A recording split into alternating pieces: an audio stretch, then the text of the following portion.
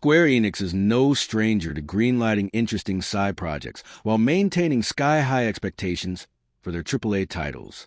They're an enigma of a publisher sometimes, but when they offered Screen Rant a chance to test out Killer In, their new oddball hidden role murder mystery game, I took it. This is the sort of PS2-era fun I can get behind. Killer In shoves multiple genres into the Among Us formula. If you've never played a hidden role game before, the idea is very simple. You're placed on one of several teams at the start of each round, in this case, either a wolf or a lamb, and each team has a core objective they must meet. The wolves need to kill every lamb, and the lambs can either escape via a boat at the end of each match or correctly identify and systematically eliminate the wolves. That ability to defend yourself is arguably the best element of Killer In. Lambs might be innocent, but they can pick up weapons, including guns, like everyone else. The action-based foundation forces everyone to be on their toes and master a separate set of mechanics on top of the meta aspect of the hidden role portion of the game. All players can complete quests from NPCs, which typically involve going to a location and hunting for an item or solving a small puzzle.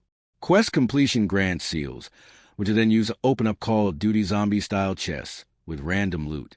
It's a gameplay loop that keeps everyone constantly active, since Killer In sends players across the massive property to gear up for conflict. Of course, while you're off on your own finishing up a quest, you might get picked off by a wolf. In that case, don't fret. Your corpse will leave behind several clues, which other players can then inspect to help whittle down the identity of one or several wolves.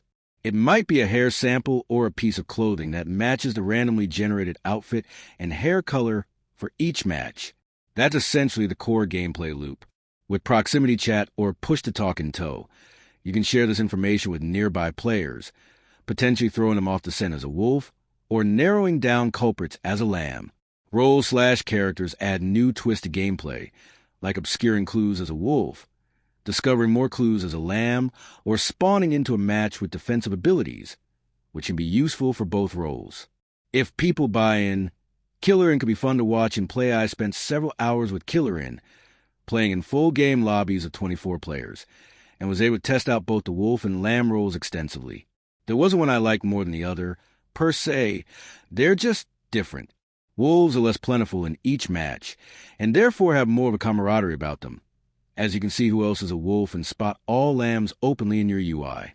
Lambs are fun because of the sheer chaos involved, especially when few go off on their own or are picked off. Then the panic sets in. One thing I am worried about is that the general audience won't have the patience for the game's many systems. Characters can level up and earn XP in a match, and stats can impact combat efficacy and health. Given how quickly players can get taken out, either from behind by surprise or with a few well-aimed shotgun blasts, it might take the community time to understand that you need to stock up on armor/defensive gear just as much as there's also the common hidden role pratfall that players need to fully buy into for any given match to work. In one game, I was in a team of lambs, and another lamb shot me, unprovoked, before anyone had been murdered. As I went down, they also died, punished by the fact that they had killed an innocent lamb. If the player base is unwilling to engage in the game's mechanics, any given match of Killer In could end up as a dud. It's a risky venture, but one I hope will pay off.